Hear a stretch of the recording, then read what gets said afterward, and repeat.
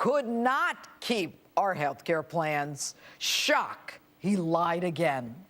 He lied about that awful video in Benghazi. He lied about getting to the truth about the IRS. And he lied to us about what most of us consider sacred, our family's health. Now, how do I know this? I know it because his own Justice Department in legal papers filed in federal court admitted that most health plans would lose their grandfather status by the end of 2013. So, Mr. President, we finally know where you draw the line on lies. Lie to the American people? No problem. Lie to Congress? No problem. Lie to an oversight committee? Not a problem. But even you know not to lie to a federal judge in federal court. And mind you, it's not only the 5%, as you say, who have their own plans that you now admit will lose coverage, but all of us, including well over 100 million American workers who get coverage through their employers, who will lose their grandfather protection status. Except, of course, you, Mr. President, your staff, Congress, their staff, and those union friends of yours. But you say that we should welcome the new mandate, that it will bring better health care and lower premiums to us. Now, how could that possibly be? There is no way that these plans can be cheaper. Why? Because they have to include stuff that we don't need.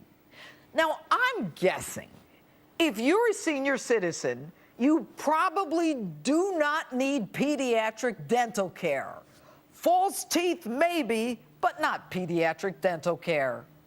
And I'm guessing that if you're a gay man, you probably don't need labor room and delivery benefits. And if you're a postmenopausal woman, I'm guessing you probably don't need maternity benefits.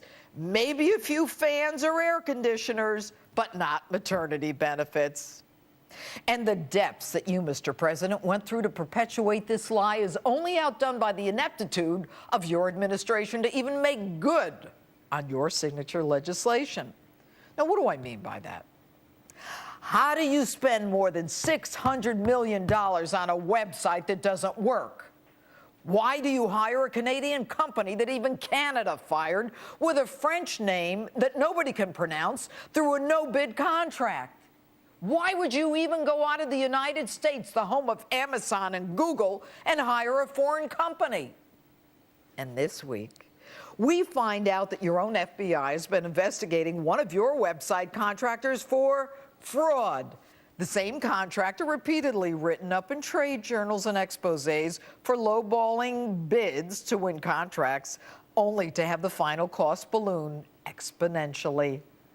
But I'll bet you're going to get to the bottom of this and you're going to hold people accountable.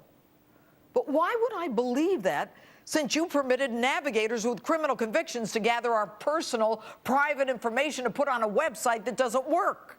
Why would you do this? Why lie about something that you know will ultimately be exposed as blatantly untrue? Why lie about a video in Benghazi? Why lie about your IRS targeting your political opponents? Why? So that you, Mr. President, can win an election. This week, an ABC Washington Post poll found that had the healthcare lie been exposed before November 2012, Romney would have won the election 49% to 45%. And Benghazi? Of course, you had to say it was a video. If you admitted that you knew al-Qaeda had killed 4 Americans, then I guess your Osama bin Laden narrative wouldn't have been so compelling. And if the IRS hadn't targeted your political enemies during your election, which, by the way, was pretty close, we might also have had a completely different result. So now that you've been forced to admit the lie, even your own party is panicked. They are scared. The sycophants who touted your health care bill, including Senator Mary Landrieu, Congressman Nick Rahall, they're jumping ship. What to do going forward? Now, yesterday you gave us an extra month next year to sign up for Obamacare. You say it's good news for consumers because we'll have more time to learn about the plans before enrolling. You know, my dad, rest in peace, always told me there are two reasons for doing things: a good reason and the real reason. The real reason? The 1 month would move the start of the 2015 enrollment and the inevitable increase in premiums to after the 2014 midterm elections. Now, isn't that special? Mr. President, with all due respect, you have done nothing but pull the wool over Americans' eyes in your relentless pursuit of power. Whether it was a nuclear option this week in the Senate or trying to convince the American public that we couldn't have saved those 4 Americans that we now know were begging for help in Benghazi. You came into office claiming you would give the American people the most transparent administration in history. That's one of the few things that maybe you didn't lie about. Except the transparency is about you.